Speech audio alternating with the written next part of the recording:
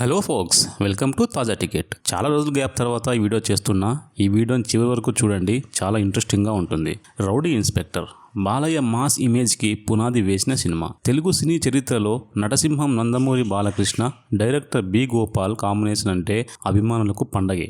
దాదాపు ఒక దశాబ్దపు పాటు వీరిద్దరూ సినీ అభిమానులను ఉర్రూతలిగించారు. బాక్సాఫీస్ను గడగడలాడించారు. వీరిద్దరి కలయికలో వచ్చిన 5 సినిమాల్లో 4 వరుస హిట్స్ అయ్యాయి. వీరి కలయికలో వచ్చిన మొదటి సినిమా లారీ డ్రైవర్. ఈ సినిమాలో బాలయ్యను ఒక మాస్ హీరోగా చూపించి బాలయ్యలో మరో కొత్త కోణం చూపించారు బి గోపాల్ గారు.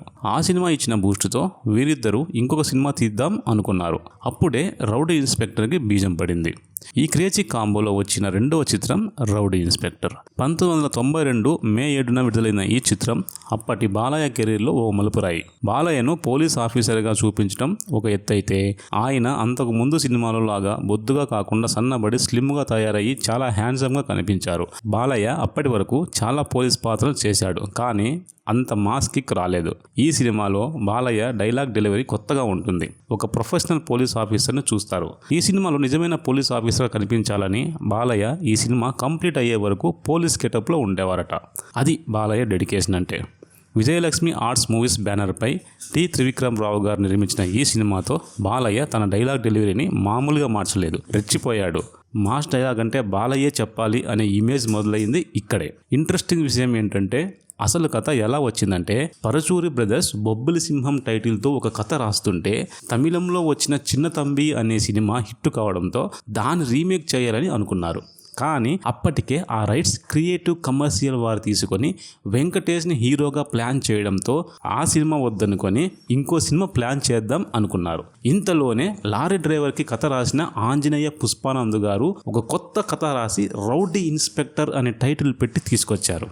కథ అందరికీ నచ్చింది, కానీ ఇంటర్వ్యూల తర్వాత హీరోను సస్పెండ్ చేసే సీన్ పరచూరి బ్రదర్కి నచ్చలేదు. వాళ్ళు క్లియర్గా చెప్పేశారు, హీరో చివరి దాకా యూనిఫామ్లోనే ఉండాలి అని. ఇక పరచూరి బ్రదర్స్ వారి అనుభవం ఉపయోగించి కథలో మార్పులు చేసి ఒక మంచి కథను సిద్ధం చేశారు. ఇందులో హీరోగా బాలయ్య ఫిక్స్ అయితే హీరోయిన్ విషయంలో కాసేపు చర్చ జరిగింది. కానీ చివరికి లారీ డ్రైవర్ కాంబోలో విజయశాంతితో పనిచేసిన అనుభవంతో డైరెక్టర్ బి గోపాల్ మళ్ళీ ఆమెనే సెలెక్ట్ చేశారు. షూటింగ్ పూర్తయ్యాక ఓ సీన్ మళ్ళీ తీయాల్సి వచ్చింది. ఆ టైంలో బి గోపాల్ గారు మోహన్ బాబుతో బ్రహ్మ అనే సినిమాతో బిజీగా ఉన్నందువల్ల ఆ సీన్ చేయలేకపోయారు. మరి ఈ సీన్ ఎవరితో చేద్దాం? అసలే బాలయ్య హీరో.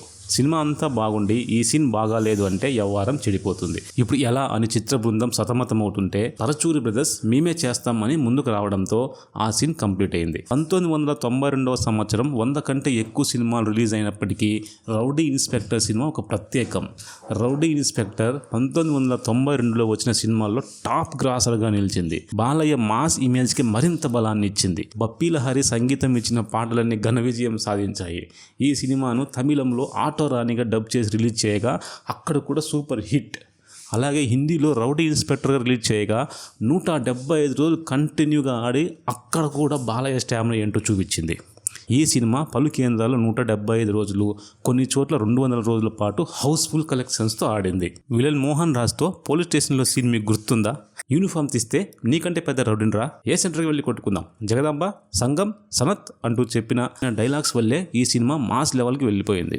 ఈ సినిమా వసూళ్లను చూసి కొన్ని ఇతర సినిమాలు తమ లెక్కలు మార్చుకోవాల్సి వచ్చింది. 60 సెంటర్స్లో 50 రోజులు విజయోత్సవాలు, 22 సెంటర్స్లో 100 రోజులు మరియు 3 భాషల్లో తెలుగు, తమిళం, హిందీ 175 రోజులు ఆడిన ఏకైక సినిమా రౌడీ ఇన్స్పెక్టర్. బాలయ్య చెప్పిన డైలాగ్, ఒంటి మీద కాకి డ్రెస్ ఉంటేనే నేను ఇన్స్పెక్టర్ని, లేకపోతే నిన్ను మించిన రౌడీని రా, ఈ ఒక్క డైలాగ్తో ఆయనకు మాస్ స్టార్ అనే ముద్ర పడింది. ఈ సినిమా పోలీస్ క్యారెక్టర్స్కే ఒక కొత్త వన్నె తెచ్చింది. జనాలు కొన్నాళ్ల పాటు ఈ సినిమా గురించే మాట్లాడుకున్నారు. ఎడ్ల బండ్లు కట్టుకుని మరీ ఈ సినిమాని చూడడానికి వెళ్ళేవారు. అదండి ఈ సినిమా విశేషాలు. మరి ఈ వీడియో మీకు నచ్చినట్లయితే లైక్ చేయండి, అలాగే నా ఛానల్ని సబ్స్క్రైబ్ చేసుకోండి. మరో ఇంట్రెస్టింగ్ మూవీ విశేషాలతో మళ్ళీ కలుద్దాం. బాయ్.